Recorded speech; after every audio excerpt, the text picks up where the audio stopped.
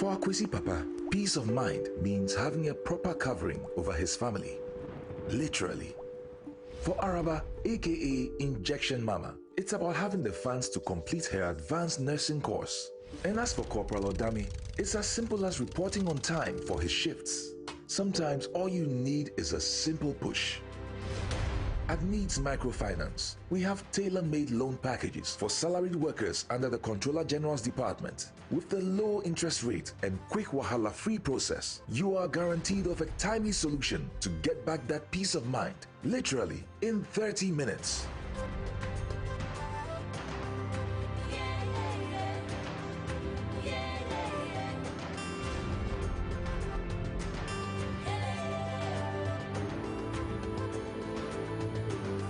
Needs Microfinance. Growing with you.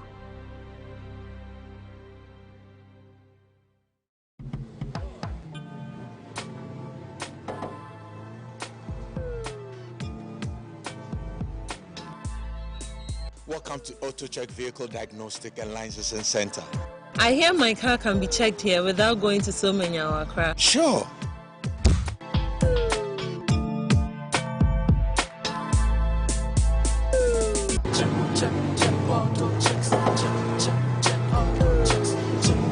Emission, check.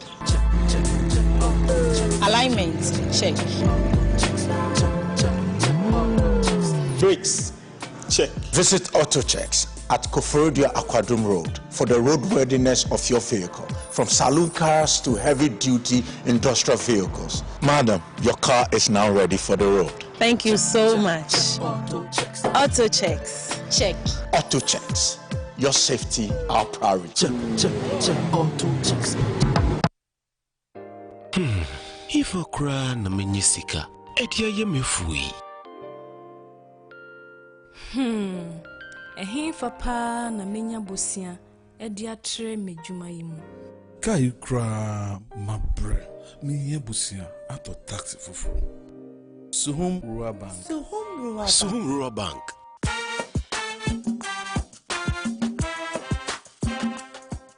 Yamamwakwa baba Suhum Rural Bank. Ye won hyehyɛ ahodo bi te sɛ dwadifo abosia, ekuokuo bosia, susu account, and it does all savings account. Me bada chain savings account, and then the keka ho. Suhum Rural Bank was 03422919896. Now one so what to me aka say. Suhum Rural Bank. Ama ene mayeka una. Suhum Rural Bank. Enti me pa minie. Suhum Rural Bank, growing our heritage.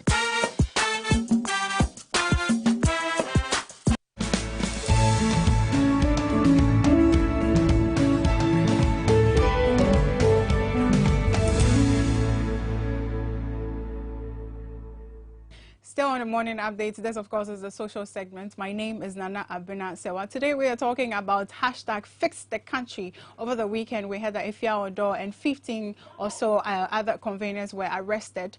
I have one in the studio. He is a fighter. And this is not just me saying it, but once you hear him talking, you understand why I say that he is a fighter. He's in the person of John Frederick Kumsin. He is the communications commander, Economic Fighters League. I told you. So even before you see him, you already know that he is a fighter. And we want to ask, what exactly are you fighting for? Well, I mean, this is just by the way. I know that, but let's say we're fighting for the economic freedom of this country. Okay. Because we believe that the country needs a certain direction, which it's not getting. And it is high time somebody gets up to do something. Right. And we decided to just do it. Yeah. We'll come to the direction. No problem. I have been combing through news portals trying to find why exactly you were arrested. At this point, do you know?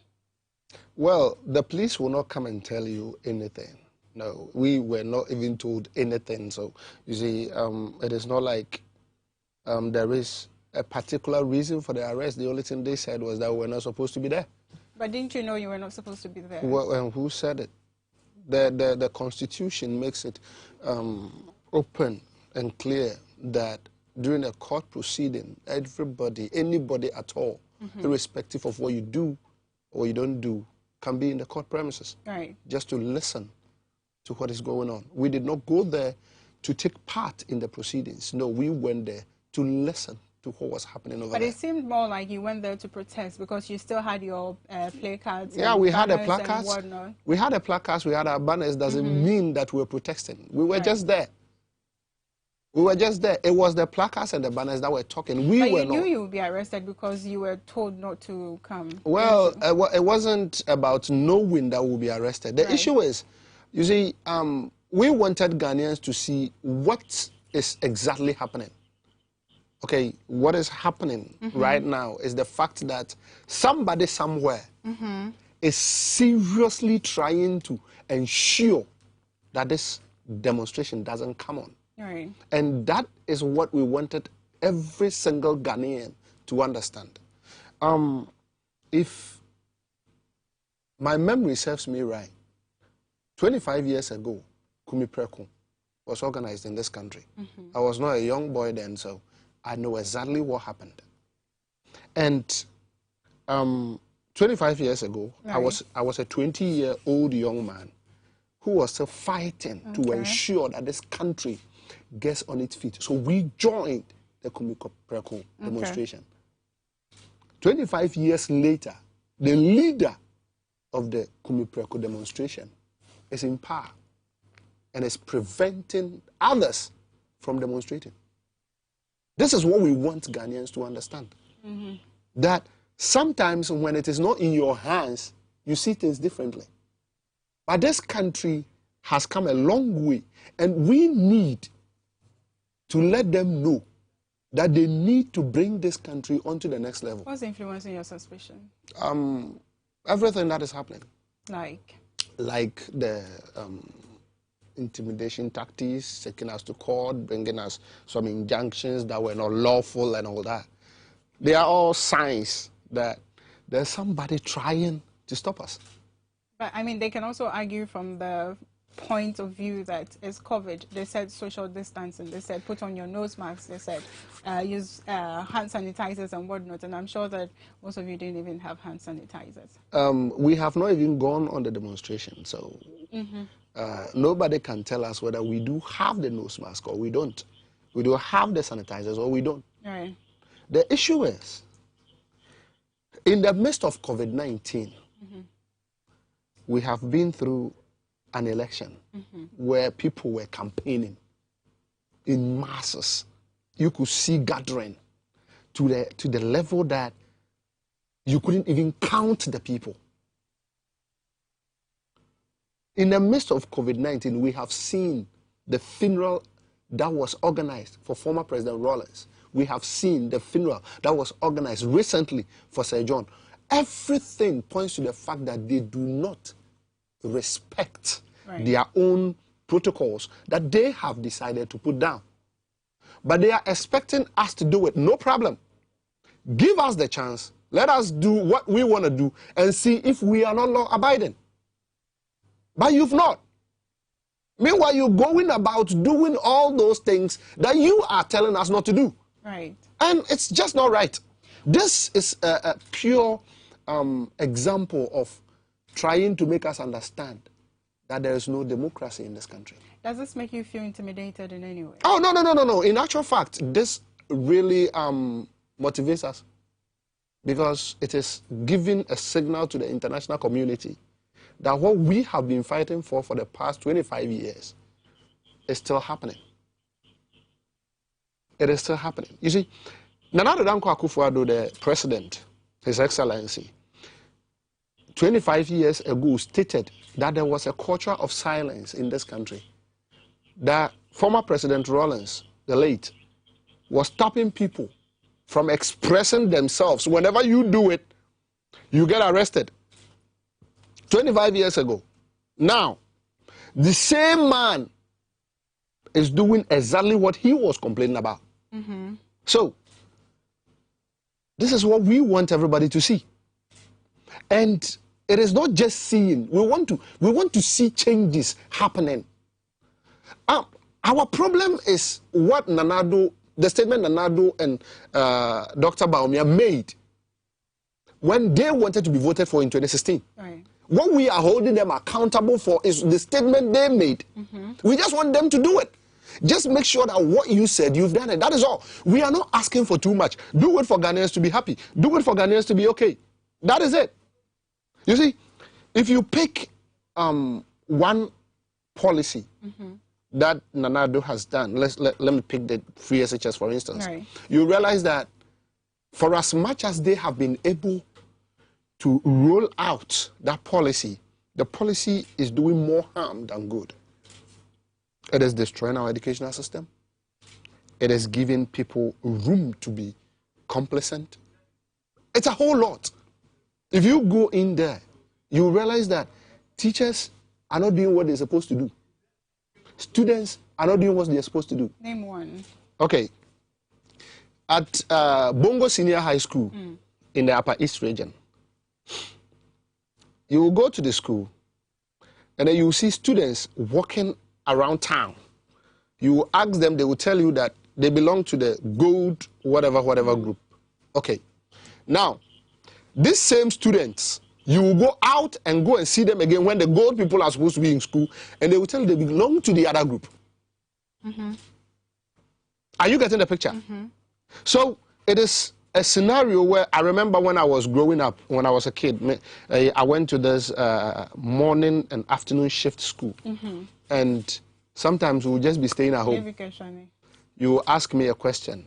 Are you not going to school? Oh, I'll go in the afternoon. In the afternoon, you will see me again. You will ask me, I tell you that I went in the morning. You get a point we're making? So it is destroying the system, the educational system, more than doing any good. Putting that aside, the question is, how many of these politicians do have their children in this free SHS? That is the question. They know the value of education.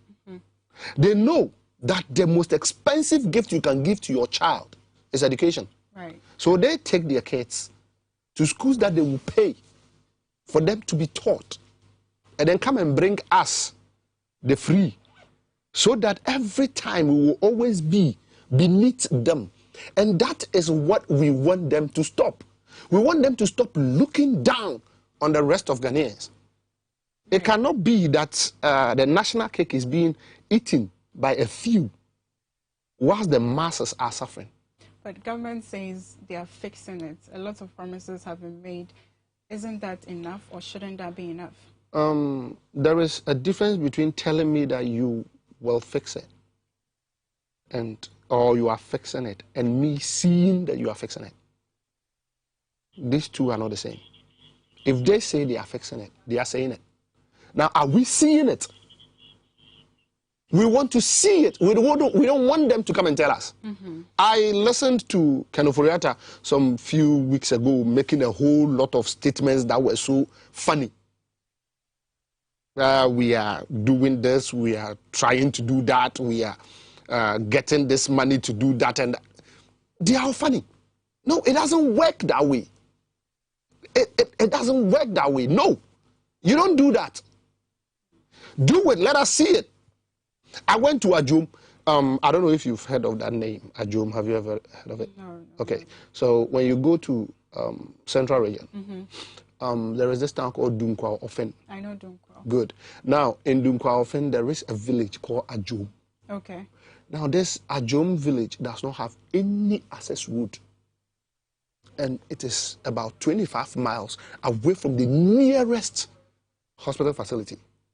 So tell me, if someone is pregnant and in labor in Ajum, how will the person be able to access healthcare? Again, the minister came out to say they have fixed roads, they are fixing roads, so probably it will get there. So again, shouldn't that be enough? It is not enough saying it. We want to see it. How many roads have you seen being fixed? That's the question. Your road. Okay, which road is that? Santor, East Legon Hill. How many years now? You see, the point is... That is the thing. The point is, you will go and see a contractor on a road doing what he thinks we should think that is called fixing. After some time, you will not go and see that contractor again. And then the road will still be in the state that he left it. And it can be there for years. Right. Pushing the money of the state down the drain. This is what we are stopping. Right. Now let's go back to the courtroom. How do you understand the court ruling? Okay. Basically, let me just summarize it for you. In retrospect, the court is trying to tell the police that one, they don't even have the right to prosecute anybody. They can sue. They are an institution that cannot sue or be sued. That is one. So the court, the police itself does not have the right to even take us to court. That is the first thing. Number two, the case that they brought is dead. It is a dead case. The date that it was set had already gone by without nothing happening. So why are we there? But there was something for you as well, the convenience. Well, we were told, we have been told that we need to pass through the right channel to do what we have to do. And that is exactly what we keep doing. You see, yesterday, you know that we are organizing a demonstration in London. Yes. Good. And we there sent... was one in Spain also. Yeah, there was one in Spain. And we are organizing one in London. And we sent our... application to the police. They told us that they will get back to us in 15 minutes. Would you believe that they got back to us in 5 minutes and told us that they've accepted the fact that we are doing the demonstration and that they will be there to protect us? In 5 minutes. It is a shame that in Ghana, you have to send your application about 3 to 4 working days to that time. We sent it 2 weeks to the date that we gave, and still, they thought that they had a right to do what they were doing. Meanwhile, what they are doing is unconstitutional. Economic Fighters League has a legal team that works with the league. It is not just any league that is there. No, not some little boys who have put themselves together and are making noise. It is a well-structured institution that is fighting for the economic freedom of this country. So if you are taking us on, you need to take us on better. You don't just do anything and expect that we'll just leave it like that. It doesn't work that way. Right. So when they were taking us to court, we kept telling them that what they are doing is unconstitutional. It is not in the Constitution. We have our right to demonstrate. It is part of the Constitution. We are not bringing guns. We are not bringing ammunitions for any reason. No, we are bringing our mouth. We are telling them what we expect them to do. I don't see where the threat is in this particular case. But they feel that what we are doing, no, they don't like it. Somebody somewhere does not like it. That is the issue. You seem to be fixated on the somebody somewhere not like Yeah, it. because it is the truth. Everybody knows it. Right. Now, aside the, what's it called, the Fix the Country campaign that you are organizing in the UK, what are you doing here, or what's the way forward here? Well, we are putting structures in place. We're going to do it. We're going to demonstrate. It will happen, whether they like it or not. When? The when is not what we are going to disclose right now. We want the police themselves to tell us that, okay, young men, now you can do your demonstration. And then we'll bring it out. But everybody out there who wants the welfare of this country, you see, people keep bringing this issue about, are you politically motivated? Is somebody behind pushing you people to do it? You see, I keep telling them, we don't need anybody to push us to do anything. The country, the situation in this country motivates us to do what we are doing. When I get up in the morning and I open my gate, and then I see that young lady with that little child at her back, trying to sell some water to survive, I realize that somebody needs to speak up for that girl. That is the point. That is our motivation. So until people come to understand the fact that there are people in this country who do not have access to what they have and that they need to be spoken for, we will not move forward. Right. Thank you. for coming to speak to us. And we do hope that you make headway with this because we all want the country to be fixed. Thank you too. Yeah, this morning I've been talking to John Frederick Kumsin. He is the Communications Commander, Economic Fighters League. He is one of the conveners that was arrested over the weekend. You were one, weren't you? They were arrested over the weekend with Ifya Odo as well. He has said a lot. And we do hope and pray that the people or the stakeholders involved are actually listening and they will fix the country as we expect it to be fixed. My name is Nana Abnazawa. This show is always brought to you by X Natural Mineral Water, Simply Natural, and of course, Black Secret Makeup. There is the wipe as well, and they have the cream to powder foundation. So if you don't even have money to buy foundation and then buy powder, you buy the cream to powder foundation. It's very easy to spread across your face, and every morning is easy for you to go to work. This, once again, has been the social segment on the Morning Update. Erica Hiano is on standby for Newspaper Review.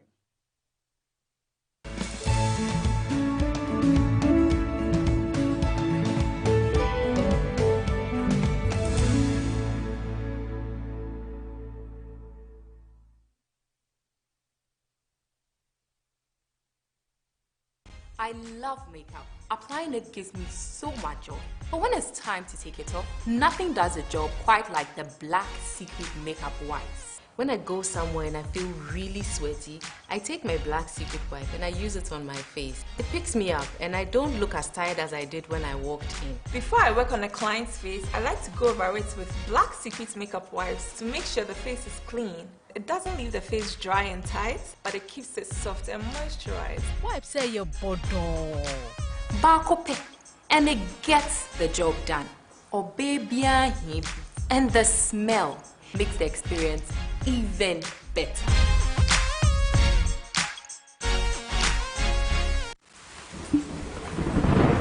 Peace of mind is very essential in your journey to success. For Akwesi Papa, peace of mind means having a proper covering over his family. Literally.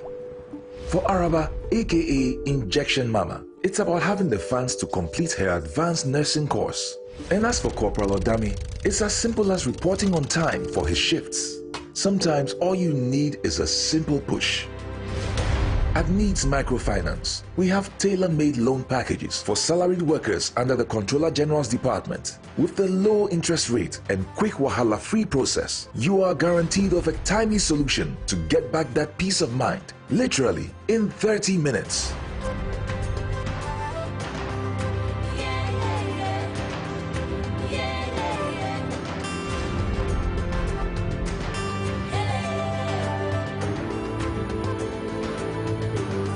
Needs Microfinance. Growing with you.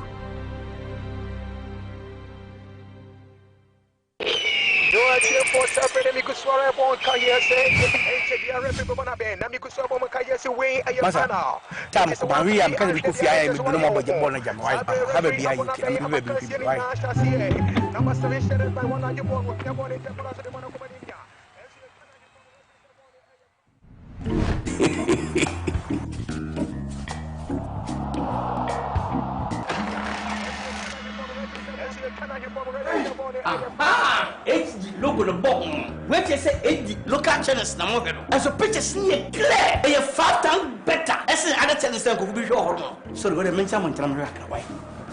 Oh, what the pictures.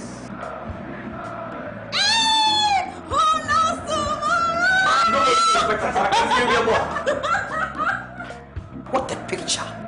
What do AD plus decoder or multi TV and now electoral agent PR natural local channels now HD the here so better star 879 hash numbers from Kubo box and now the advert AD channels now.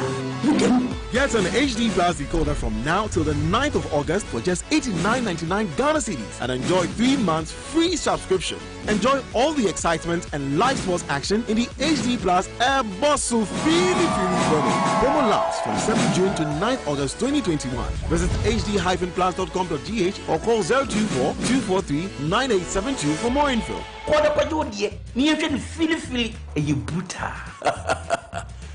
Half a nose for good things.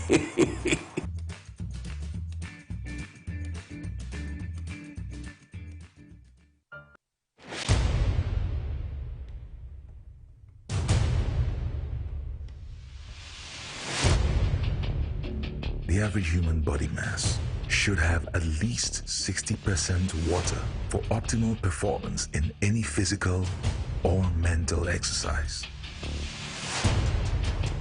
We can help you maintain it naturally.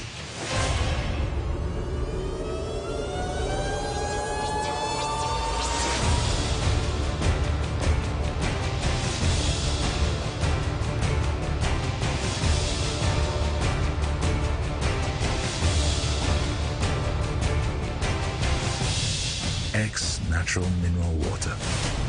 Simply natural.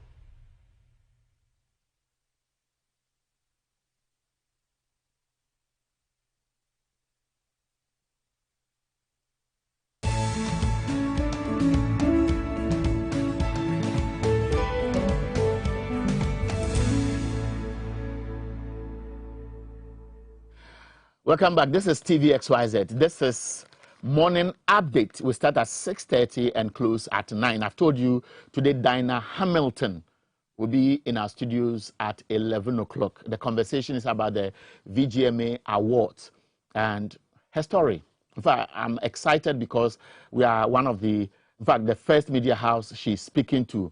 And the VGMA Awards is huge. But I have a personal appreciation of this woman because of the impact she's making on my life with her voice.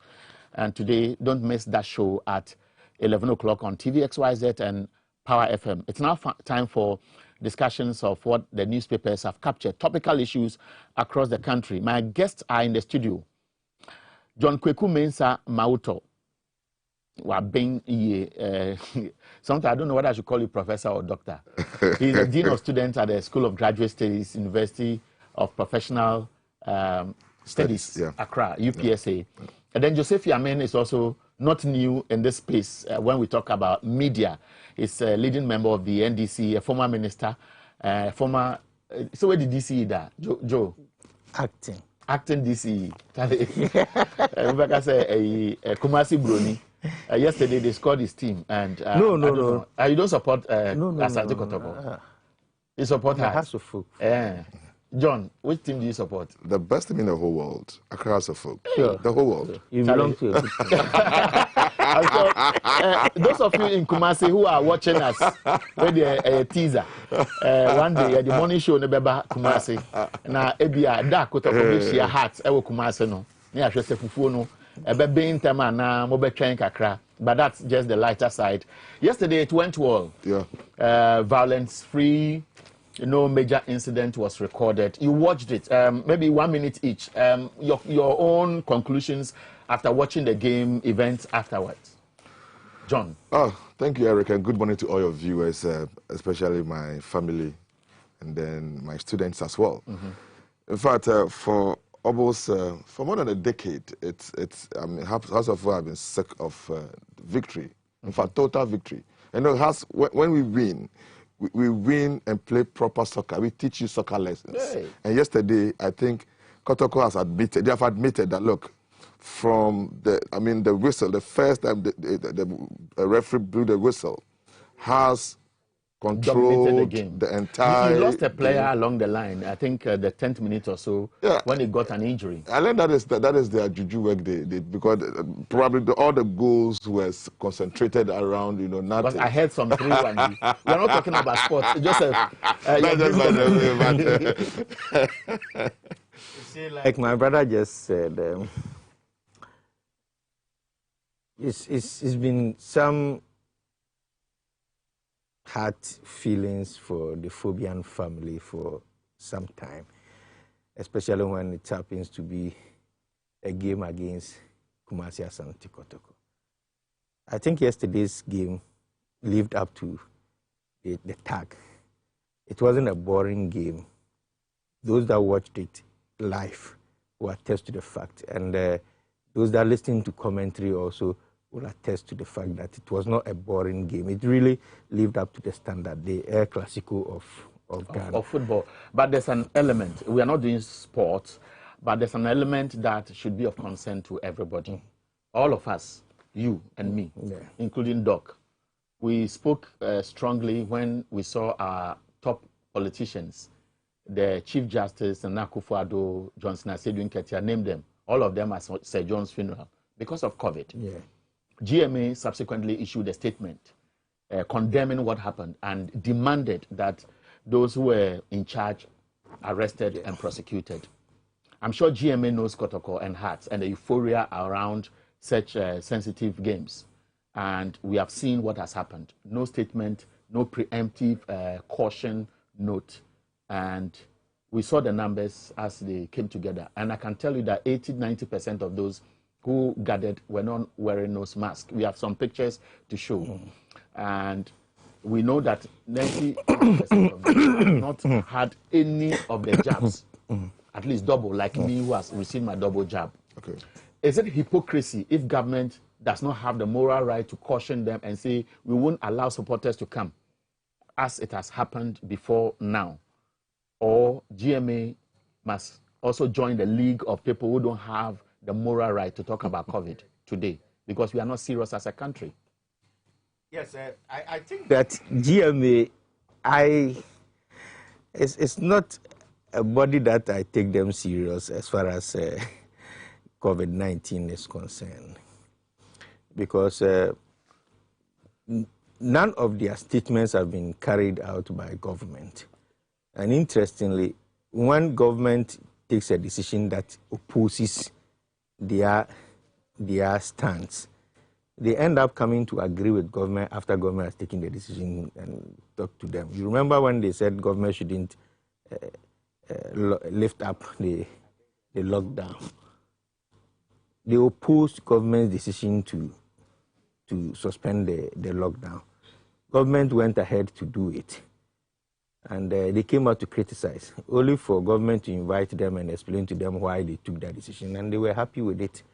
I was shocked and very much surprised that they want to go that.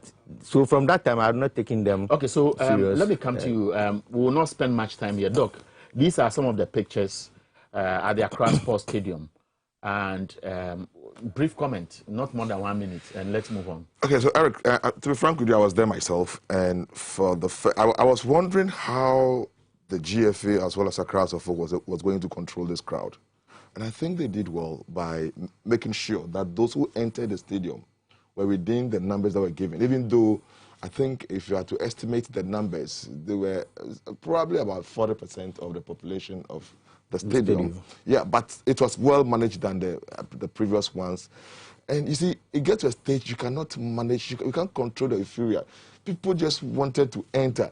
People had tickets and they were prevented from entering because the numbers were up to. So that's the passion of the nation. That is it. Good. That is it. So it's unfortunate. The same controversy. Yeah. And earlier, before you joined us, the hashtag Fix the Country conveners, one of them was here, and he was saying that, look, if this is the capital of the city, and the police have demonstrated their readiness to crush people who want to break the COVID-19 restrictions, like we saw at the Independence Square, the Blaster Square, when they attempted to hold their first demonstration. And we didn't see this. It only tells you that the Ghana Police Service is not living up to expectation or are being manipulated or there's something beyond it. But you see, Eric, sorry to say, but I don't know what this conveners want.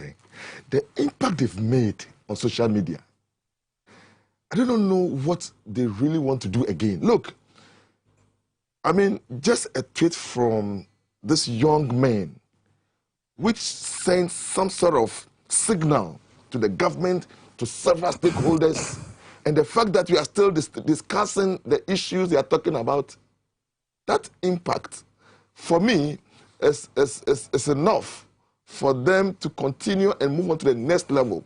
Because you see, they must also admit, they shouldn't also get to the stage where they'll be part of the people we are pointing fingers at. That, look, you have also violated. Because it is very difficult to manage crowds. Crowd, like what happened yesterday. So at the end of the day, Fix the Country conveners will end up joining those who are abusing the law.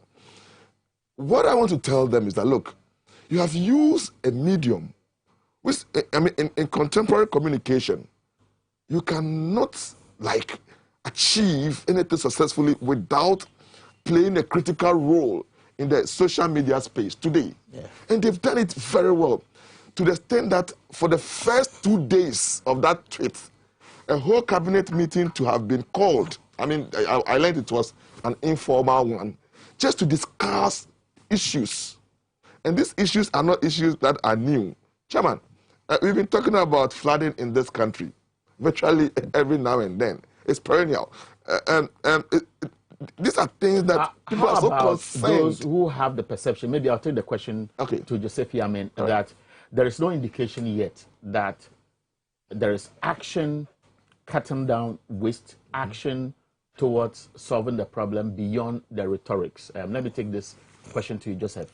Which rhetorics are you talking about? Are you referring to the law enforcement agencies? I'm referring to the assurances that have come from the finance minister, sector ministers who have been taking their turn at the Meet the Press series, talking about, yesterday, for example, Asenso Boachi spoke. We'll be listening to him shortly. Yeah. But 1 minute brief comment. Let's go to our major topics. No, I think we do very well in outlining policies. I mean, verbally or even documentary, to want to talk about what we intend doing. But the practical aspect of it is what we are lacking. And of course, it happens to our educational institution as well. We don't pay much attention to the practical aspect of our education. So when you go to the secondary school and you are doing science, 40% is practical, 60% is theory. But it shouldn't be the case. It should either be a 50-50 or even the practical should be more. Because sometimes you tend to learn on the job better than reading to want to get the knowledge. And so I think that it's a problem that we face in this country, that we seem to have all the antidotes verbally, but practically we are lacking. Okay, so this morning, 2 major topics. We are looking at measures government is putting in place to address challenges facing the housing sector, works and housing, sanitation, flooding, drains, lump them into one. And we will also be talking about the $170 million judgment debt, the blame game, the controversies, and the way forward. Over the weekend, we've listened to all kinds of narratives from experts, from lawyers, from people who are talking about, so how can somebody be held responsible? Because the state doesn't have money to waste like that. Decisions yesterday or decisions just recently, and some were saying, if cabinet really gave directives to these ministers, can they be held responsible? I've heard lawyers say, look, the definition for causing financial loss to the state, for which reason we know Chachuchi Kata, also still alive, suffered the consequences with his jailing, which he still insists was determined or predetermined, and therefore it was more political than him being convicted. He's gone to court and exonerated himself and so on. Should it be such that we have a country, our taxpayers' money is being used to pay people, and all these will be happening to us at a time when we need money? So let's start with this conversation. I don't know, maybe, Doc, let me start with you first. You've heard it. I don't know whether it came to you as a surprise, and you followed conversation. Your take on this? The 170 million judgment debt. You see, Eric, sorry to say, but NDC and MPP should be very, very careful. Raise your voice a little. I think NDC and MPP should be very, very careful about the way they are managing this economy. And they have some, I don't know, way of playing things out whenever Ghana is losing as a nation. I'm not surprised about this $170 million because this conversation started about, I think, a year or 2 ago when Imani raised this issue. We followed up to it. Until date, it's been justified that, oh, yes, indeed, even the 170 million, I think about 4 days ago, the former energy minister came out, Gwache Jaku came out to mention that Ghana would have lost, if we are to maintain the contract, would have lost over $7.2 billion in the 13th year, which I found out to be a little bit extreme. Okay? So after doing the cost and benefit analysis, the 117 billion judgment that you are talking about will make Ghana better off. So the question I ask a neutral stakeholder, a citizen, I mean, without going through the whole thing, if you are talking about a 13th year, are we going to lose the entire 7.2 billion? When in Ghana, till date, there are some places that we don't even have energy, electricity there. We don't have it. We are talking about one district, one factory. For you to have a successful factory, you will need energy. We've cancelled it. So if we have too much excess capacity, this is a question, a lamentation for every average Ghanaian, that if you really have the intention to develop established factories, are you waiting till those factories are established before you provide them with energy? No, these are questions anybody will ask. So now we cancel all these contracts because in the 13th year, we will incur 7.2 billion. We have now lost about 170 million we have to go and pay. The taxpayers' money. My tax I pay. Eric, in fact, it baffles my mind the way and manner we manage our, the little income we generate from our people. Then they will lay the blame on the side of my brother, the NDC, who initiated the whole contract, that you have gone in to procure so much energy that we do not need at that point in time. And you know, when you listen to the technocrats in that area, they tell you that it is consumable. I mean, you pay and consume.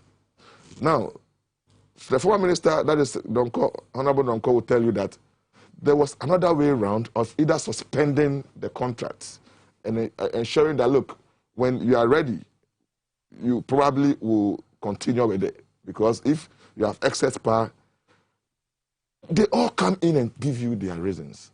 But, I mean, fast track to what we are talking about now. They all justify what they are talking about. But the question is, do they really have the capacity to manage some of these contracts? Because, Chairman, you wonder the sort of agreement we sign on the... That is my problem. That the white man, through their level of intellect, are you okay, will always outsmart us. Just because we don't really read. How do you sign contracts which probably will generate so much power, pay and consume, whether you have consumed or not? Once you have signed it, you have to pay. How do you sign such contracts? Did you read all the documents? I mean, did you sign the contract because we're so much in need? These two parties must be very, very careful. Because you see, day in, day out, they are losing the confidence of the average Ghanaian. Okay, so stop there. Let me take I take this to be your opening remark. Yeah. I'll come back to you. And so let me invite Joseph Yamin in. It's a blame game. How do you situate yourself as a political party which is key to this particular controversial contract? Well, my point is, where does the NDC come into this whole debate now? I don't see where the NDC comes in, because a government comes to inherit assets and liabilities. So when you come and the assets are there, you are enjoying it. The liabilities, you have the power now to resolve them or just dispose them of. I think when the MPP were in opposition, they raised issues as far as the Ameri deal is concerned. In fact, to the point of we will terminate it when we even come. But it's been renegotiated under the MPP administration. And Ameri is still running. In fact, to the point that their terms just ended this year, and there are plans of taking over fully as far as the deal is concerned. So it means that there are still ways around that we could have managed the situation as we managed the Ameri deal. So if you come and the documents before you see the need to want to pursue what your predecessor started, then it means that it's justified. So when you undertake it and at the end it backfires, how then do you bring in the predecessor? I think that is where we are getting the whole issue wrong. Now, the point is that take or pay didn't start under the NDC administration. It started under President Kufuor's administration, where we were so much in need of power. So producers' power, we, the government, will take it. Now, you cannot tell me to come and invest so much in the energy sector, and at the end, after putting up the infrastructure, you say, I don't need it. So if really you want us to come and invest in an area where you do not have the capacity to invest, then let's do it this way. I put up the thing for you. If you don't take it, it's your problem. It's not our problem. So that was the genesis of take or pay. Indeed, that also... So it's a clause embedded to attract investment, which will guarantee that you need to create the necessary avenue to tap into what is there. That's otherwise right. You lose. That's right. That is the PPA, the Public-Private Partnership Agreement. And so it also energized the private sector to want to invest into the energy sector. And indeed, we have, as we speak now, we have almost about 5,000 megawatts of power. But if you go directly into it and want to assess it, you get to know that government is just owning just about half of the capacity we are talking about. The rest is by the private sector. Now, government has the potency of exporting power. And you remember Nana Danko Akufo-Addo made a statement that we were net exporters of power. So it means that there are other countries that are in need of power. The excess that we have can be offloaded to the other countries. Then, as my brother said here, there are other communities in Ghana or certain parts of this country that do not have power. So you cannot say that we have excess where there are some communities that are lacking power. So when you say that, no, as a government, we want to cut off the PPA, the take or pay from there. Number one, it means that you as the government is cutting down on the export of power that brings in some revenue. Number two, if you are cutting off that agreement, then it means that you have to pay some judgment debt to these companies that have invested hugely in it, that through no fault of theirs, their power is going waste. Now, let me ask this question.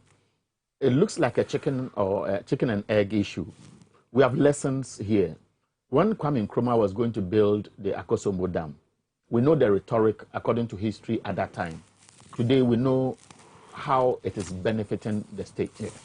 There's another school of thought that you cut your coat according to your size.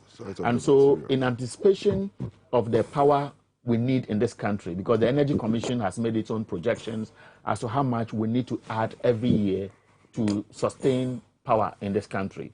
And so you don't go and ask for more when you know the pace at which we are industrializing this country or we are extending power to the communities. It's not as fast as possible. That is where this controversy is arising. What do you make of it? You see, the point here is not about going in for more. It's about coming in with a proposal and government finding out whether the proposal is good or bad. I remember when we were in office, there was a proposal by some private companies to want to produce some solar power. It was forwarded to the Energy Ministry. They rejected it. And I still have the documents there.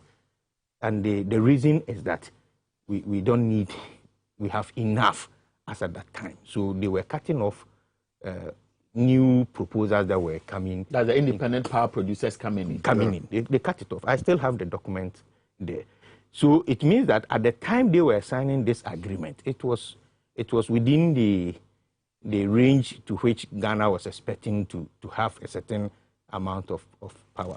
Now, the genesis of this whole thing is that going forward, the government found out that there were certain clauses that needs to be addressed.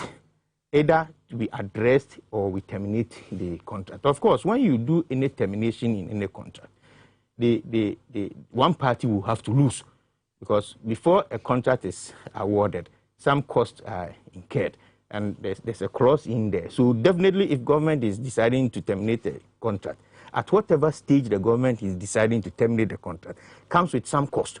And so it was clear that when we terminate it, we will pay some amount. Now, government comes in, a new government takes over, goes through the documentation, gets Parliament, cabinet approval, and give authorization to the Ministry of Energy to go ahead with the termination of the contract. That is right. Now, they terminated the contract. They proceeded to the International Court to want to find some remedy, justification for it. Case goes on. Government didn't put in the needed effort of justification as to why they were terminating the contract. That is what has landed us where we are now. That's why I asked that where does the NDC comes in here? Because the people go in there. Government, before they terminated the contract, like Ajako is saying, that we were going to lose over 7 billion in some 13 years. And so we don't need it. The clause you put in there is what is going to incur as this cost. So we are terminating it. Why don't you go to the court and tell the court the reason why you were terminating it, and whether you did have some discussion with the company or not? Okay, so hold it. We'll come back to you, Doc. I was combing through the website to check if the NPP between 2017 and now has made any effort to add to the national grid. Because I remember when they said they had fixed them, so NDC continued to ask, how many grid have you added so far? How many, how do you call it, megawatts have you added to the national grid? And I came across this, that this was in somewhere before the 2020 elections. President Akufo-Addo cut the sword for the construction of a 400 megawatt bridge water project, the world's largest LPG power generation plant in the country. So we were terminating a contract because we say we have too much. And then we are cutting sword to add to the national grid. I'm asking this to buttress on the point, where is our priority as a country, and whether many of the decisions we take are laden with political interests, suspicion, and therefore national interest is relegated to the background. Thank you, Eric. So, Eric, you see, I'll continue to say this. If this country allowed the NDC and NPP to govern the country with their manifestos, judgment debts, we'll continue to pay judgment debts. If we are not willing to accept, and you see, it will be in their own interest too, the NPP and NDC. Why is it that whenever there is an issue and in the opinion of the public, at least one person should be held responsible, whether it's NDC or MPP, sometimes we lump them and we neutralize it, and therefore we stop short of asking those who may have been the reason to suffer the consequences? It is your constitution. It is the constitution of this land, which has given too much powers to the executives of this country. So you see, they are able to have their way and just politicize the whole issue. Then nothing will come out of it. Just, I mean, fast track, just as I was trying to put, are you aware that they've paid more than $1 billion for excess capacity? If Ejako's words are to go by, is it you have paid about $1 billion for the excess capacity you are not consuming now.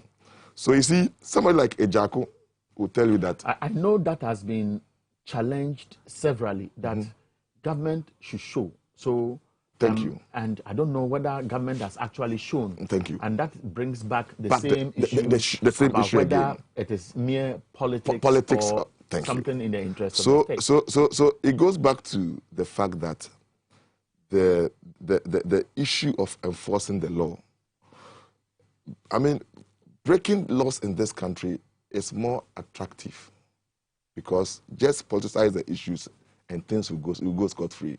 Now, it tells you the dangerous grounds we are building for ourselves as a nation. If we really want to develop this country, and we have such monies, such amounts of monies that we can use to develop our country, build roads, drains, just to protect the average citizen. You have these two parties always lamenting, trying to accuse each other when it comes to the issue of national interest. I was talking about a national development plan as a policy, as a law, that in the next 10 years, this is where we want to be. And everybody's manifesto. You see, Honorable, sorry, I know you meet, the NPP and NDC meet. You are friends. Please, for the sake of this country, we need to look at how to develop as one people. We need to have a plan. Look, Honorable, if in the next 10 years we are saying that we need to construct about 90% or 70% of our road deficiency, the gaps. So the NDC said, when I come, I'm going to construct, I'm using the same part, developmental part, and then construct from Accra to maybe Paga. Maybe I've done 30% of that. When you came, what did you do? Then people will be listening to what? Superior arguments. But here we are. You spoke about the housing unit in this country. Look at the sort of mess we are causing to our country. We'll go there. So you see, wrap up on the issue of judgment debt. Just as I mentioned, I tried taking in the issue of the $1 billion that has already been paid for excess capacity. If we are interrogating the issues, they will justify themselves. But ultimately, Eric, it boils down to whether people are being punished. For me, one of the best laws in this country is causing financial loss to the state. And these two parties have been able to neutralize this law. Because you cannot tell me that indeed, if I'm a minister and I take some directive from cabinet, are the cabinet members angel? Are they in abstract world? They are there. We have to hold them responsible for the decisions they have made. Now, you see, Eric, the NDC are not innocent in this case. Okay, you may play all the politics. Indeed, we were in so much in need of energy. And you know, at least, for the sake of this country, sign documents, sign contract, which will require that we pay so much for not using them. Let me ask this. Let me ask this controversial question. John Mahama did not create Dumsor in this country. No. I don't think anybody said that. I'm landing at a point. Yeah. But when we had crisis as a result of failure over the years to ensure that our generation capacity is anticipating demand over the years, the blame was on John Mahama for creating Dumsor and was described as incompetent. He went to Parliament and said, I will fix it. He has fixed it and has thought about the future and has made room for what should be available to drive investment interest. And we are saying that for thinking far, that was a mistake. So where do we situate a visionary leader and decisions, and where do we bring in the country's interest and an action which has resulted in the judgment that we are going to pay? My problem is take or pay. You see, there should be that commitment from you to ensure that the country is not shortchanged in the agreement we sign. My brother, if this country belonged to those who sign such contracts, do you think they would do that? That chairman, you go for power that you don't need the shortest part. Because you see, in investment analysis, you have to analyze the costs associated with all this. And this is not like the Accra motorway, where the consumables are there, deliverables are there. It's a road construction. This one, whether you use it or not, you are paying. So if you are estimating that, in future we will need this based on investment, have we gotten approach investors to know that within this period we are able to develop or construct or introduce this part of investment to our country, I don't think it was done. Okay. If it was done, then I think we would have developed in tangent with the energy that we have.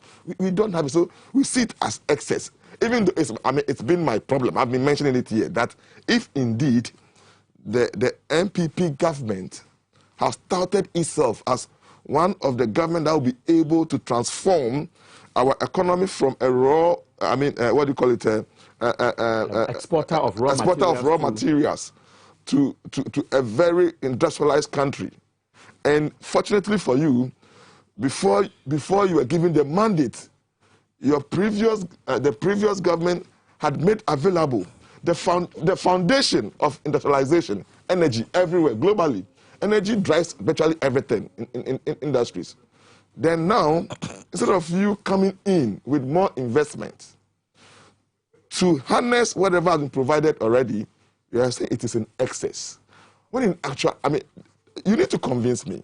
In actual sense, there are communities in this country, apart from providing energy to your people as an economic requirement, obligation.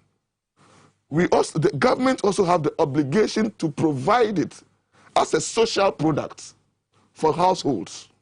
The very people who feed us are not sleeping in light. The farmers who farm the land, grow what we eat. They are so deplorable. Look, government loses nothing. Are you okay? If we even have used some of those excess capacity, give the light to these people. For them to also at least have a feel of the economic livelihood. So we'll be moving on to another topic. Your concluding remarks on this, because obviously from a submission, we cannot throw all the blame at MPP. You see, and like again, I stated earlier, again, I asked, where does the NDC come into this? Because currently, the government is doing something they call renegotiating the agreement of the take or pay to a take and pay. And that has resulted us into this current situation. The take or pay was not introduced by John Mahama and the NDC government. It was introduced by the Kufuor's government when it was hit by... No, but the fact is, and of course, Doc's background will help us, the take or pay policy is part of contractual agreements in the oil and gas energy sector. It's there. Countries adopt this, Doc, isn't it? No, you see, but you see, I don't believe in that clause. In international negotiation, okay? I'll come to you, Joseph, because of his background. You need to understand that everything is negotiated for. That investor there, he will tell you that... Who determines... The parties in here. No, I'm asking a question. Who determines whether what has been negotiated for is bad or good, especially when you are looking at your circumstances at the time you are negotiating? Because in this case, NDC may say, we did one of the best deals because we know what we wanted. We didn't have the capacity. We needed to bring them in. MPP says it was a bad deal. So for us as a people, who determines whether any government's action is good or bad?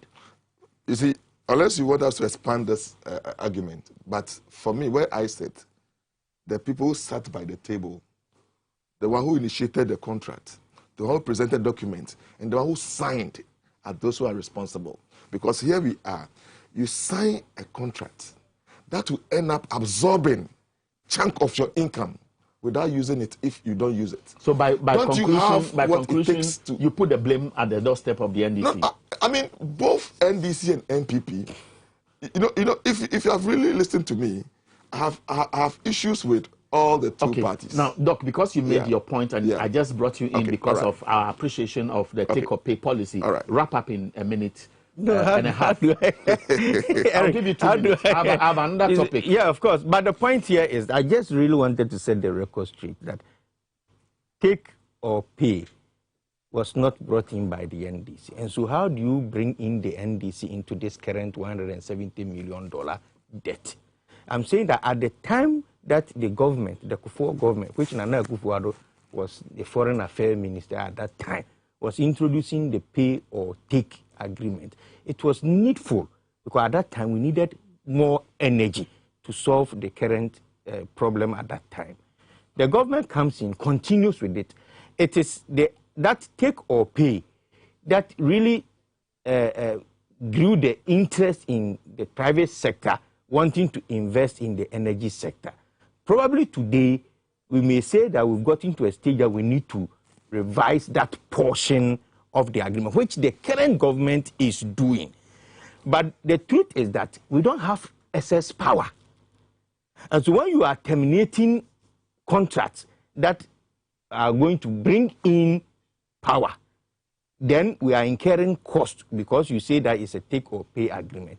That cannot be blamed at your predecessor. Now, I have a story here by Dr. Matthew Opoku Prempeh. That is April 21st, 2021, Graphic Online. The Minister of Energy, Dr. Matthew Opoku Prempeh, has called for the need to generate more, not less, power as the country power needs grow in consonance with its growing population and urbanization. This is just April. That we need more power. So if you need more power and you are cancelling a contract that is producing you power, and you say it is a pay or take agreement, and that one we don't need it, I'm not convinced. Today the current Dumso, they are saying it's not because of power. We have excess power. But the minister is saying that we should be thinking about how to generate more power. And how do you generate more power? It is the private sector that is coming into play. Now you say the take or pay is rather incurring as cost. And so you want to move from take or pay to take and pay. That is negotiable. And they are doing it now with the private sector. My point here is about the 170 million. Why didn't government go to the extent of defending its position that resulted in the cancellation of the contract than to come here and say that ONDC negotiated with them, they brought in, so why should we be the ones to be blamed when you indeed had all the powers? No, let me bring you back to the offshore issue between Ghana and the maritime issue between Ghana and Cote d'Ivoire. When the MPP took over office, the case was still pending. What did the former Attorney General do? Brought on board the previous Attorney Generals, and they fought together to win that case. So if indeed the NDC started the termination of this contract, you came to take over, you are moving ahead. Why didn't you invite those who started the negotiation that you took over? You took it up, you went in there, you lose the contract, now you come and say that somebody else should be blamed. How does that convince anybody in this instance? That is Joseph. Yeah, I mean, when he was speaking, I was thinking about the Bui Dam. And the Bui Dam was started by former President Kufuor. Yeah. We heard at that time that the negotiation was tied to Akoko. Yeah. And so when the Chinese came in to construct the Bui Dam, the anticipation was that the cocoa yield will be, a portion of it will go to service the loan. So it meant that if the contract was cancelled at that time, whether we like it or not, the Chinese will continue to take our cocoa. That's right. But we all know that the conversation continued and the Bui Dam project was completed. It was renegotiated. It solved part of the Dumso before 2016. That's right. Because it came to light and it was adding to the generation capacity. I don't know whether at that time it was necessary or at that time anybody would have said that, because it is a semblance of take or pay. No, but Eric, my point, my point here is that government may have all the right to want to terminate the contract.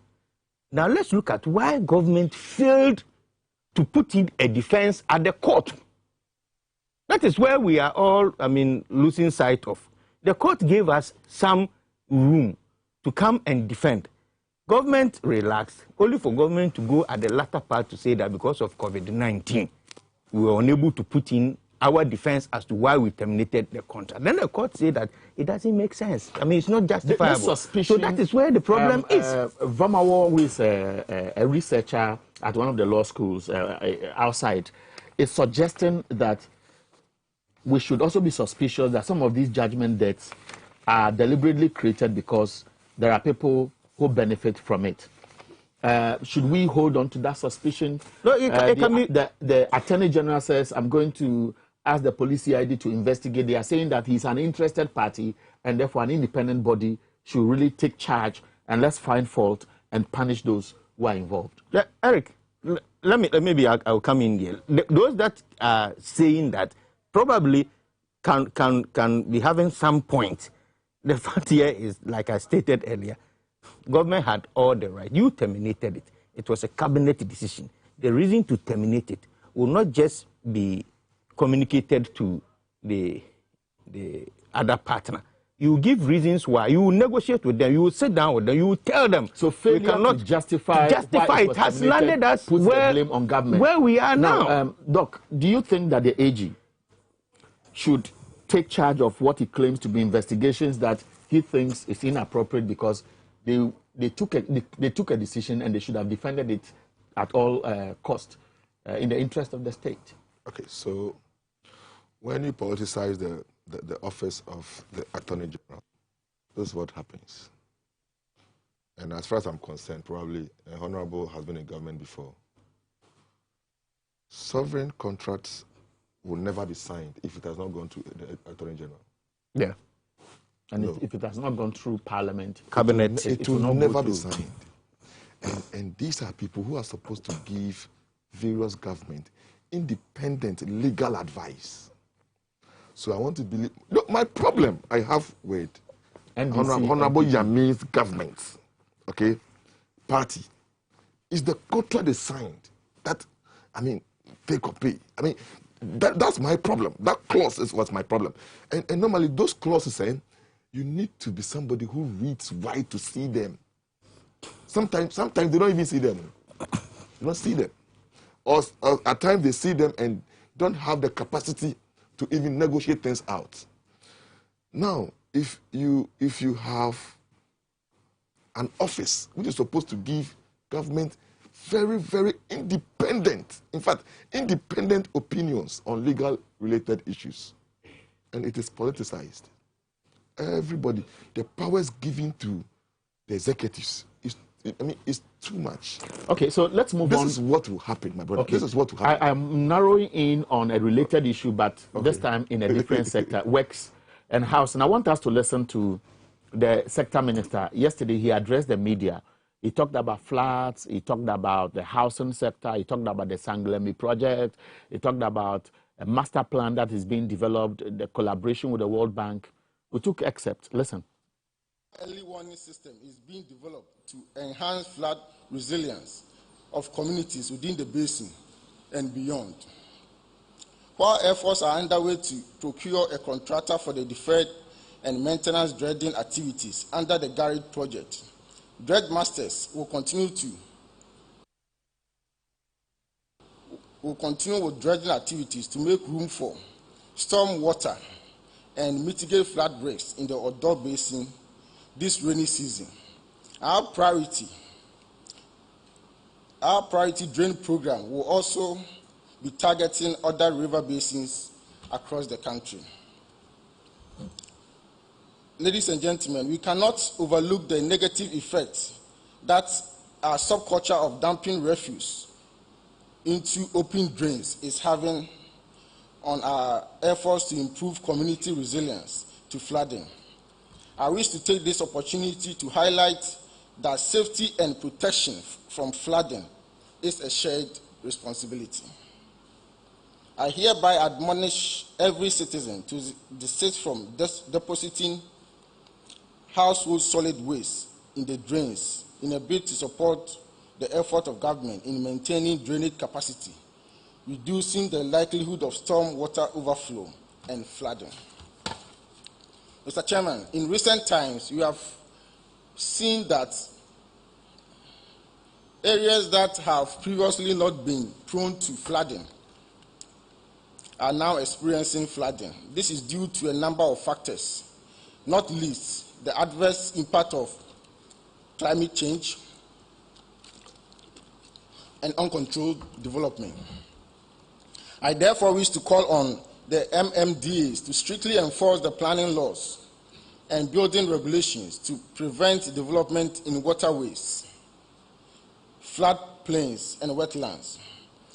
Where these have been flouted, the MMDAs need to take decisive action to rectify the situation urgently to mitigate. And so the minister spoke. Somebody will say, all these measures, we know. I remember during the days of Ajiri Blankson, efforts were made to stop floods. Then under the Mills Mahama administration, we heard of the June 3rd disaster, and I knew a lot of work Okovandapoy did.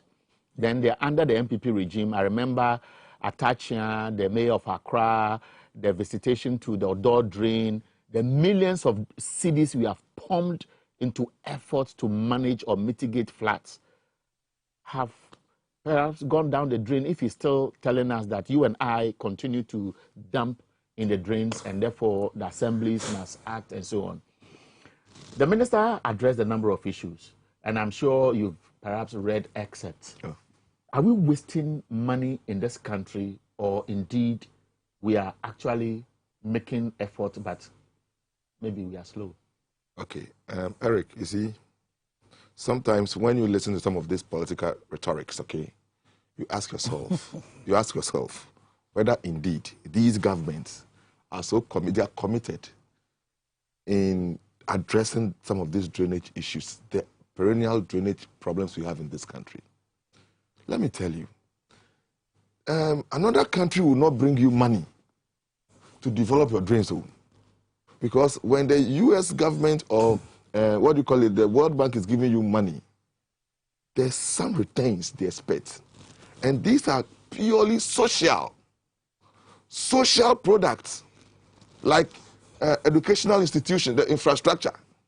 Hardly will you hear that another country will come and give you money to go and build your classrooms for. No. So you see, they should be truthful. They should stop this, of ambitious statements they make. I quite remember when, he's a good friend. I know him. Mm-hmm. I know him. You see, when you make some of these statements, you are going to, I think the first time he granted interview, he will make sure that you address the Accra, flooding situation within his period expectations. But the question is that, you see, as leaders, just be truthful to the people. Mm-hmm. And being truthful here simply means that estimate whatever you're going to do. Assign costs to it. That, okay, what I'm going to do is that we have this particular need. I can develop from this angle to the next space within what I have now. We are also anticipating some amount from the World Bank to do let me share some information with you. In fact, what we had was a long tape, but let me just summarize. It says, for example, that a total of 450 million cedis was invested in flood mitigation measures over the past 4 years. And then he also talks about drainage works and construction of culverts at Kwesimintim, Hacho, Agbogba, Adenta, Madina, Redco, and so on. He talks about New Takrady, Axim, Anumabo, Cape Coast, Elmina, and he goes on. And he talks about a collaboration with the World Bank to implement what they call the Greater Accra Resilient and Integrated Development, GARID, project being implemented with the World Bank. And this is to mitigate flood risk and addressing solid waste management challenges in the Odor drainage. That's why I made reference to so much money pumped in, and you saw $450 million or cedis? 450 million cedis. Cedis? Over the last 4 years. And 450 million cedis is a huge sum of money. Now the question is, it rained over the weekend. All of us who live in Accra, I'm sure we saw what happened. It rained in Kumasi. You are in Kumasi most of the time. You also saw what happened. Is that value for money over the years? I'm not limiting it to MPP alone. Over the years, millions sunk in flood mitigation measures and so on and so forth. That's no money. The investment we need in the drainage system, that's no money. You know how much we have spent. You see, Chairman. You know how much we have spent on the Odor project, Chairman, over the years. That is no money. But if at the end of the day, 450 million cedis, you know what it can do to the education sector. You know what it can do. It is not in Accra. I guess you read the cities you mentioned. Not in Accra. The investment we need to address the drainage system is not 450 million. they should tell us how much we need to address. You see, they've said it before. We need $700 million. Thank you. So what is 450 million cities to what do you call $750 million? You see, they should just be, upright with the truth that look, this 450 million, this is what we have done with it. This is what we can do. No, does it make sense? Maybe let me take the question to you. Does it make sense, and you have been in government before, that you use 450 million cedis? Let's assume that that's what government spent over the past 4 years. Yeah. And then you have government coming back to tell us that the floods you may have seen at the Kwame Nkrumah Circle, because it happened, the floods around Hacho, the floods along the Temamoto Way, because it happened. I used the N1 highway last weekend when it was raining. I was coming from the La Paz area where this Odo Rice enclave is, that black and white story building, and I was moving towards the Akwaje interchange. And there was flood around the stretch. It means that we spend so much money, and the law enforcement agencies, i.e. the task force at the local assemblies, are not being equipped to ensure that we protect this investment. It doesn't make sense. And that is the reality. Is it, Eric, that's a reality, of course, that is the truth. But the whole issue is not about the drainage system. It's also about the planning of the cities. In this particular submission I made, I was making reference to solid waste, the indiscriminate disposal of solid waste, which go to choke our drains when we know that we have invested so much to prevent these. You see, when you go into the budget of usage of this 450, you get to know that they will be talking about the silting of our drains, which has no, and to me, no bearing on the solution of the problem. You know why? When they desilt these drains, they put it at the edge of these river bodies. The next time the rain falls, they go back. And so the drains themselves are already choked. And so any little water just overflow its banks.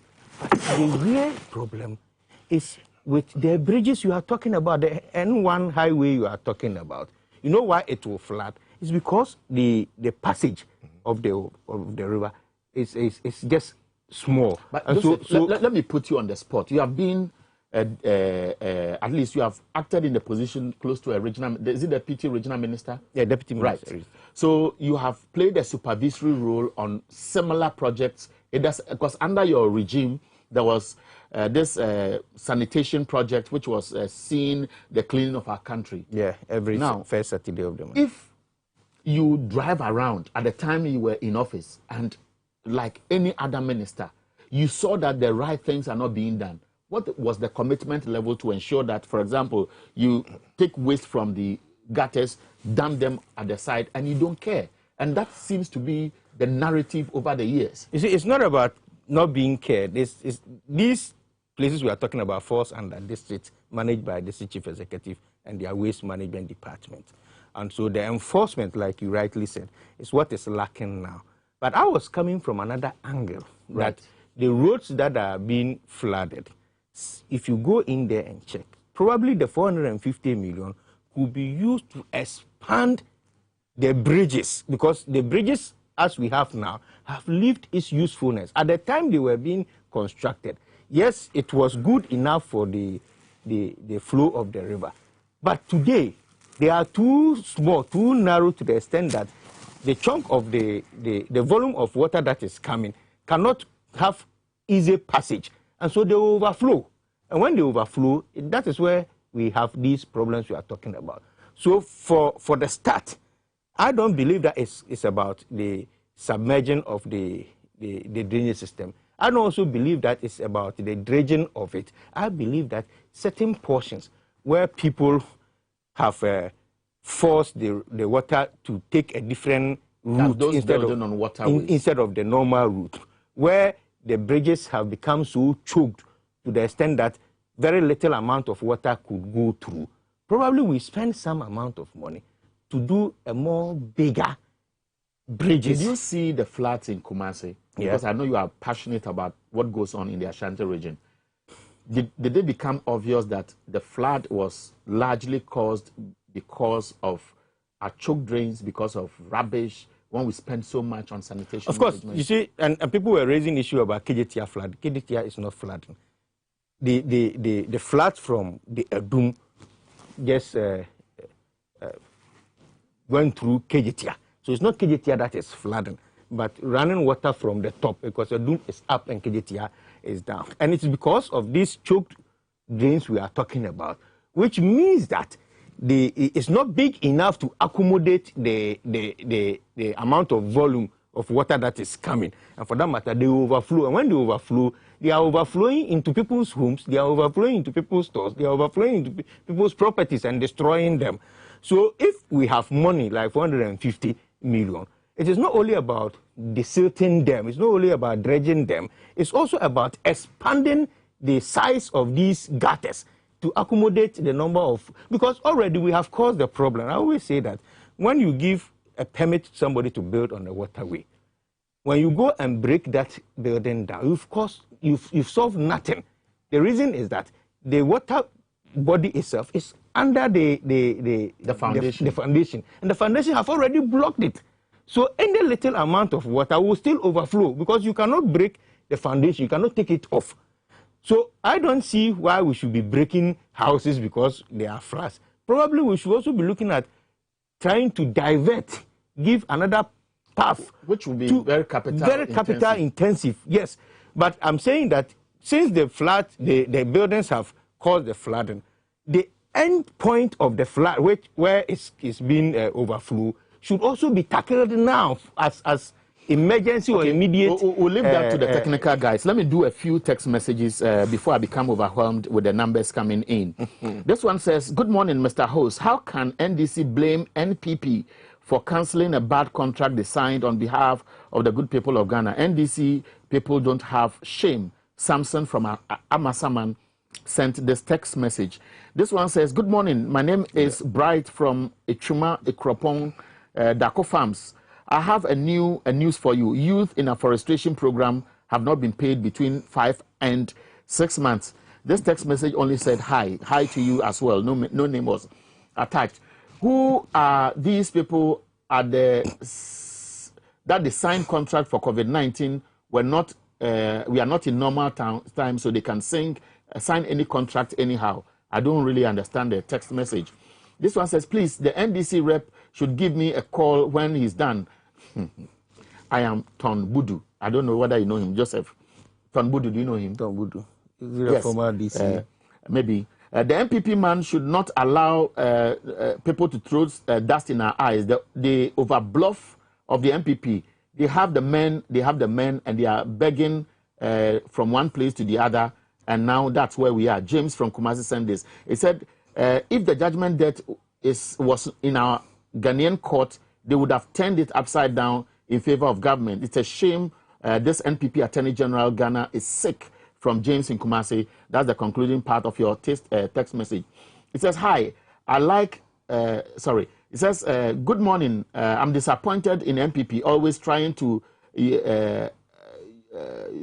exclusize everything like Dr. Is doing Adams from Isojaman. I don't really understand the text message. I'm sorry for this. I am Farouk, AU Farouk from Tamale North.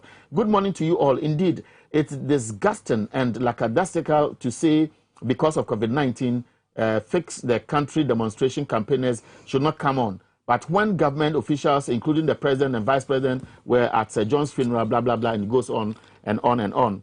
I'll read one more and come to my guest. This one is from Mystic Wonder Inside in Sawameduejiri. Since some powerful men and politicians contribute to build on our waterways with impunity, Ghana will continue to experience perennial floods. The 170 million judgment debt could have been avoided if competent, visionary, and serious-minded people were to be in charge of Ghana. So I'll stop here. I'll read more of the text messages. So going forward, looking at the challenges we have and the strategies we develop as a people, when Asenso Ochre spoke, for example, he said government has secured 4,500 acres of land to build more affordable houses. The Sanglemi project, for example, he said investigations have concluded. The docket is before the Attorney General for advice, and there are many outstanding issues he addressed. if you were to advise government generally in this time, works and housing sector, draw in sanitation, what would you suggest? Okay. So, are you referring to the segment? I mean, I'm referring to works and housing sector. We all know the challenges we have. And so we are looking at going forward with the little resource we have and the difficult Ghanaian to manage because of this flooding issue generally. Okay, so I'll be frank with I mean our viewers as well as I know they watch the government what do you call it appointees also watch your program. Right. So I'll be frank with everyone. To be frank with you, Eric, you see, one of the most expensive waste, it's so expensive, waste, and it's so expensive, is when you decide not to continue a project, which will require about 1,000%. Some even goes to more than 1,000%. Because we've done some estimation. Some normal classroom blocks, when they are not completed, you will incur additional costs, which will increase the percentage to over 1,000, which is waste percent. We have genuinely, over the years, once again, you attribute to them again, the NDC and NPP. They've never been very, very circumspect with the way and manner they manage projects. Let me show you a video, and this one, you'll be interested, because Joseph Yamen was at a facility, one of these free senior high school projects. I just want us to watch the video, which will dovetail into this, and then I'll take the question to the two of you. And so it will be showing on the screen soon. If it's ready, we can watch it. So that's Joseph Yamin. Just listen to what you were saying. One of the three, the community school, Agam Hama, constituency. 2016, see the dynasty FTNA. Start a paper and another Jayama. So, her dynasty. Also, in Kunya, in Paranabat National and the good time. Who are you? And I can walk through.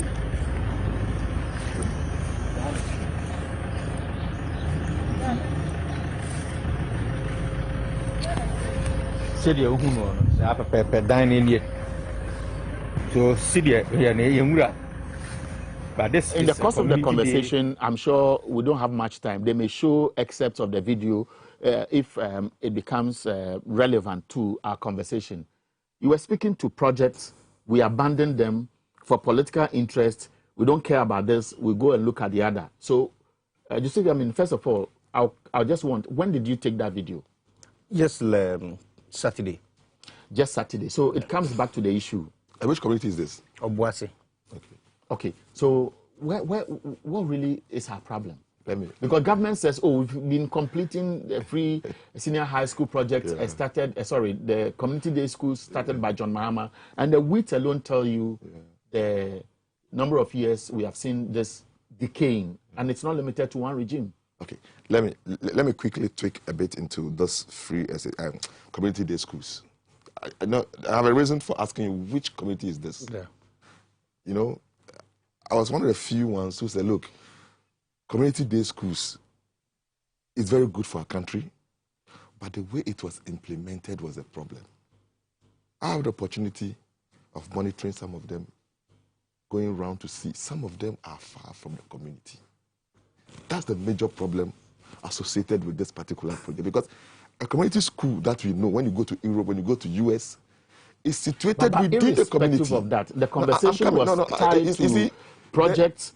We abandoned them where our priority is. I get you perfectly. I'm just giving, as I said, I'm one of the few ones who was so much into this project because it minimizes the cost of payment. You don't need to probably travel by car.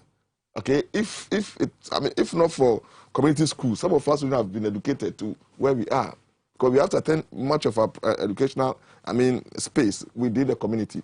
Now, we'll continue to lament over this, but when they are taking some of these decisions, they should take into consideration. You say community, so why do you situate the school outside the some of them we monitored. Okay, the school is situated in between communities of over 5 kilometers, and they were now asking for cars. Okay, it defeats the purpose of a community All right. school. So now, Joseph, let me take from you. You supervise some of the construction of these projects. Yeah. What went into the thinking, because it continues to be a controversy, and how widespread are some of these projects in your region? You see, this very project within the Adansi area, I have 3 of them that you can find them on my social media handle. All of them, some even at the stage of painting, and it's left to rot. And But it raises the element of the proximity. That's where I'm coming to. You see, when my brother wants to, from the academic point of view, wants to go into this, probably you have to find out how come lands were allocated. These projects, government had no hand in the land acquisition. It's a government community project. Government is coming in to build a house for you. Give us land. So how does government come in when the community allocates a land for a school building to be put up there? That is where my brother and his people are getting it wrong. That you blame government for going to put a building at a certain point when the government has no... So that means the people also thought that appropriately it will serve their interest. But was there any plan to make sure that the concern he has about distance will be resolved? No, you see my point here. These projects, I was deputy minister when these projects were started. This is how it goes to. Government comes in and says that, well, you have been given one community-based school to be put up. Now the community comes in with the assembly and decides which community the school should be built on. If they agree on a certain community, then the leaders of that community will now allocate a land for the school to be put up. And it is only when they are through with the land acquisition and the formalities, then government comes in. This obviously cannot end here. Let me do a text message. Okay. By the time it's about, you see, if we can do it in 20 seconds. Eric, you see, these people, they shot themselves in the foot. These people would have completed all those 200 projects within the tenure of... well, that is another the cost component. And then the fact... I think the conversation is about a project that has been abandoned, and it is not about a conversation whether it was overpriced or otherwise. Oh, it was overpriced. No. So does it make sense? Does it make sense that the project is overpriced? It was overpriced like 300%. And that is why it is left to rot. Does it make sense? Else you would have finished. And that is why it's left to rot. How does overpricing of this you shut yourself. Let me have it. I'll use 1 minute or so to do a few text messages that has come in. In fact, time is up. We have come to a point at a time when we are using common sense, speaking factual truths, and about asking honest questions, which have deemed a radical behavior. We manipulate. While manipulation, hypocrisy, dishonesty, blah, blah, blah, goes to take the order of the day. A.U. Farouk in Tamalino says, good morning. Sometimes I feel annoyed talking about the country's perennial flooding. What is government doing to do it? Hashtag fix the country. This one says, hi, and it's from Hardy in Pig Farm. If anybody must be held responsible for the needless judgment, that it must be the irresponsible officers that cancelled the contract. I will paraphrase your text messages. This one says, Eric, Godfred Adami should be surcharged and punished for negligence of duty. Simpliciter. Stephen from Kabenya said, the 3 more producers, I beg you. This one says, and it's from A.M. Brown, down below from Brimso. It says, some of the census officers are grossly incompetent. How can a supervisor say you will only be counted in where you slept? I don't understand, but the public education will come later. Good morning, Eric. The ensuing matters of the Judgment Day saga are mind-boggling. I'll stop there. And this last one is from Odro Manso Sefi. We also, please let the man stop blaming NDC and say the truth. When there was Dumso, it was Mahama. Why? In fact, more text messages. Mufanchemi, as usual, we cannot read all. And my guests, Dr. Kweku Mensa Mauto, who is the Dean of Students, School of Graduate Studies, University of Professional Studies, Accra. But he's been one of our insightful contributors on this program on Mondays. We always miss you if you don't come. And Joseph Yamin, a former deputy minister, Ashanti region, a former acting DC for one of the areas. And of course, he has also been a former deputy minister of sport, isn't it? Yes. Right. So we did post that.